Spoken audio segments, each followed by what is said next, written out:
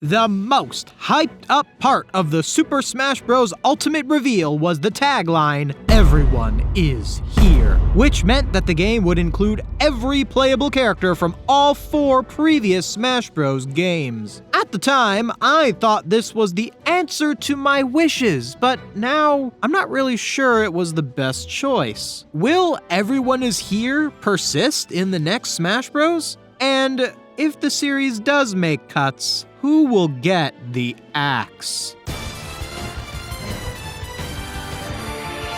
Super Smash Bros. Brawl was the first Smash to cut characters from the roster. The cut Melee characters were Dr. Mario, Pichu, Mewtwo, Roy, and Young Link. Something these cut characters have in common is that they all have a character playable in Brawl who is more or less similar to them. Dr. Mario was similar to Mario. Pichu was similar to Pikachu. Young Link got replaced by Toon Link. Roy got replaced by Ike, and Mewtwo got replaced by Lucario. I think Mewtwo's replacement was the least deserved, as while Lucario has a similar body type and an orb attack, they're vastly different characters. Then in Smash 4, most of the Melee cuts remained except for Dr. Mario, who made a surprising return. But this game made even more cuts, getting rid of Lucas, Snake, Wolf, the Squirtle and Ivysaur in Pokemon Trainer, and Ice Climbers. Then Smash 4 started getting DLC characters, with the first being the return of Mewtwo. I think Mewtwo was a great first DLC character, as I don't think he ever should have been cut in the first place. Though with that being said, maybe they just should have had Mewtwo in the base game and used the DLC as an opportunity for a new character. Lucas returned as DLC as well, and I feel the same way about Lucas as I do Mewtwo. But Roy's DLC, well,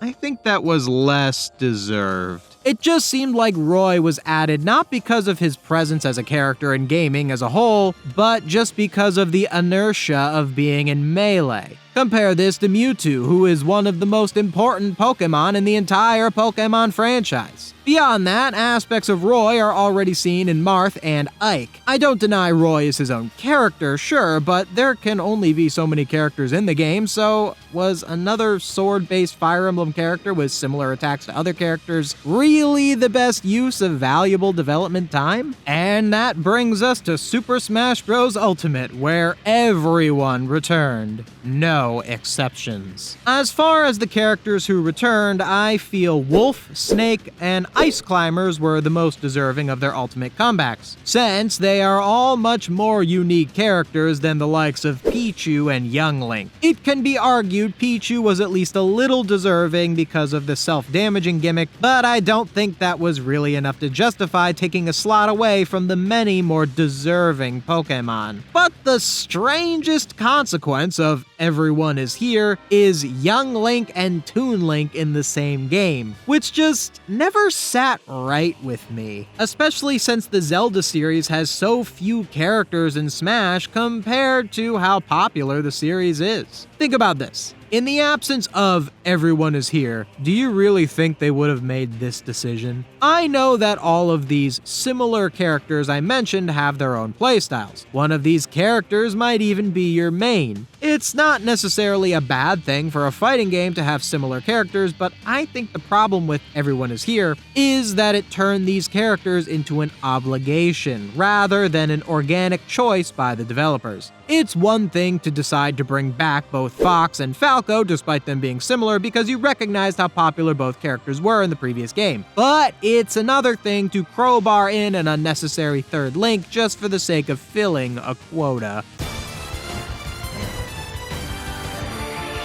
Everyone is here has made me realize that I don't mind cut characters in Smash. I actually think that cut characters can be good for the overall preservation of Smash, as they give players a reason to revisit and acknowledge the older games in the series. My first Smash Bros. Was Brawl, and one of the reasons I wanted to try Melee was to take a look at characters like Dr. Mario and Mewtwo who were at the time exclusive to that game. Cutting characters is also important because it allows Smash to move forward rather than grow increasingly bloated from all its old content. And that is why I'm pretty sure the next Smash Bros. Is not going to include everyone. And really, that's for the best. By letting go of everyone is here, Smash Bros. Can start including characters that are a little less surface level. When the Zelda series isn't forced to give 3 slots to Link, it can include other characters like Impa, Midna, or Cass. When it's not forced to use the same bunch of sword fighters from Fire Emblem, it can branch out to other weapons users like axe-wielding Hector or lance-brandishing Ephraim.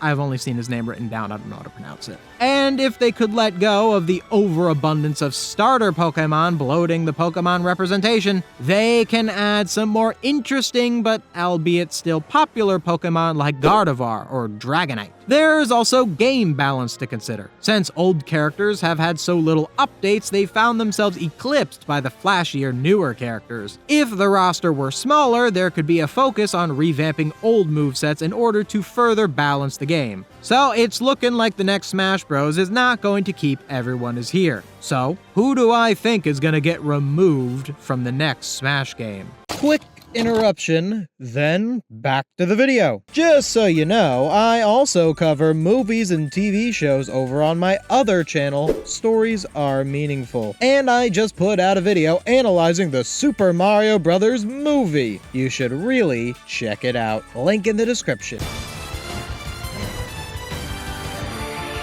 So I think it's pretty set in stone that the original 12 Smash 64 fighters are automatically safe from cuts. They've never been cut before, and these original 12 really define Smash. Of the original 12, I could hear arguments for cutting Jigglypuff, simply due to Jigglypuff not being the most popular or important character, and was more so included in the original Smash because 1, Jigglypuff was more popular in the first generation, and 2, it was easier to implement Jigglypuff as opposed to other Pokemon since it just kinda went off of Kirby's model. Regardless, I think Jigglypuff is so iconic to Smash that she's not going anywhere anytime soon. So let's start with the easy cuts. Dr. Mario, Pichu, and Young Link. Of these characters, I would say Young Link is actually the most popular, but that's mostly because he's a better character competitively than the other two, not because of an actual genuine love for Young Link. Perhaps Dr. Mario and Young Link could be skins for their similar characters, but that would require them to be made identical, which could be confusing since players would be used to fighting Dr. Mario and Young Link in different ways. I think they're just gonna get the boot. I think Piranha Plant is also unlikely to return. I personally really like Piranha Plant as it's a great representation of a regular Mario enemy, but I do think there are other Mario characters that may be more deserving of the slot. I also think Piranha Plant just isn't that popular. Perhaps this is due to the plant not being super competitively viable, but beyond the initial humor of Piranha Plant, I feel the character has not really found its place in Smash. So let's talk Pokemon representation. Beyond Pichu, I think that Lucario has kind of overstayed his welcome in Smash. While back in the Brawl days when Lucario was one of the biggest new Gen 4 Pokemon, he was worthy of replacing Mewtwo, now Lucario is not super important to the franchise, whereas Mewtwo has and probably always will be an important Pokemon. Greninja, who I think should stay, is also lanky and blue and kind of moves in a similar way to Lucario. While Greninja and Mewtwo are very different from each other, Lucario kind of exists in between them, which makes his existence superfluous. I also think Incineroar wasn't a super great addition in the first place. To give Incineroar the benefit of the doubt, he does play differently from Charizard, despite them both being final stage fire-type starters. However, Incineroar isn't really super fun to fight against, and I think there are other Pokemon that should be in his place. Okay, so on to Mii fighters. The Miis. They really took over Nintendo for a while, and it seems Nintendo has been trying to get rid of them ever since. While I love Miis and I wish Nintendo used them more and kept them as the avatars of Nintendo, I never thought they belonged in Smash. Why? Well, as fighters, they're pretty generic. Other than the bowling ball attack, nothing they do has references to anything Nintendo. I also am not the biggest fan of the whole Mii costume thing, where it's like you kind of feel like you're playing as a certain character, but they don't have any attacks that are associated with that character, so you're just playing as a generic character that looks like a character you like,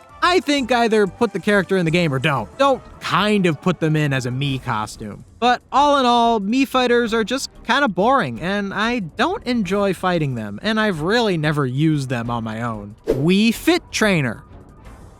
By Duck Hunt Dog. While a cool reference to one of the NES's most iconic entries, he's just a dog. And the character plays really clunkily. There's some interesting stuff about the character, such as the can trap, but I don't think the character is super popular, and I don't think Duck Hunt Dog is worthy of taking up a slot anymore. Rob is a tough one for me. Now, I think Rob is a great addition to Brawl, not only because he's a cool reference, but also because of Rob's presence in Brawl's story mode. However, Rob sticking around for this long, I don't know. I do think that since the character is really popular and definitely unique, I could see reasons for Rob staying on the roster.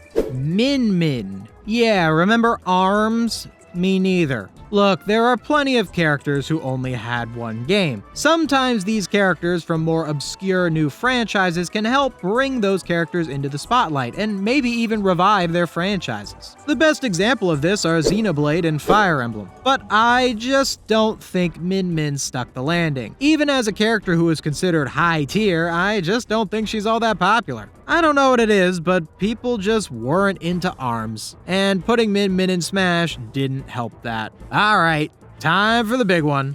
Fire Emblem, the franchise that I think is gonna get the most cuts. Instead of saying who should be cut, let's just say who should stay and you can fill in the gaps. Marth, Ike, Robin, and Byleth. Honestly, I'm debating if even Lucina should stay as an Echo, since Robin is already representing Awakening. While Corrin is a unique Fire Emblem character, I would say I'm on the fence about them. The game they are from kind of faded into obscurity, and even with their half-dragonness, I still don't find them that interesting. Probably because they aren't fun to fight. Alright, let's get to the part of this video that I'm pretty sure is gonna be controversial. Time to talk about third-party characters. Look, can we agree that third-party characters kind of took over Ultimate a little bit? I don't entirely oppose the idea of going a little outside the boundary of the company of Nintendo for this crossover. Sonic, Mega Man, and even Minecraft Steve at least fit the vibe of Nintendo and have a history of being on Nintendo consoles. I'm not going to get too deep into which third-party characters should or should not be cut. Instead, I'm just going to ponder what the line should be in terms of which franchises should get in and why it is important to have that line. So the reason there should be more of a line for which franchises can or cannot be in Smash is because when so many different franchises end up in Smash, there is less attention given to other franchises. I do think it's better that these third-party characters are mostly relegated to DLC, as it gives more of a reason to put in the bare minimum for those franchises, as giving them just one character and one stage doesn't derail the rest of the game too much. But if all of these characters come back, that is no longer a factor, and the amount of franchises in the game would just become too much. I think a lot of these third-party characters should just stay in Ultimate, and let that be the Smash game with all the characters from other companies, while the next Smash should select the few most deserving third-party characters and deeply engage with them by adding more characters, stages, items, and assist trophies from those franchises, and perhaps even give them a presence in the next game's story mode. Please give the next game a good story mode, by the way. Please let me know what you think those more deserving third-party franchises should be. Also, please let me know what else you might agree with or disagree with in this video. This is definitely a complicated discussion, and I would really like to hear from you what you think is best for the future of Super Smash Bros. Hey, if you like this video, maybe you'd like to see this other video right here. Or if you want to check out my other channel where I talk about movies and TV shows, check out this video right here. If you like what I do and want to see me do more of it, consider becoming a channel member or supporting my Patreon. Link in the description. Thank you so much for watching. See you next time.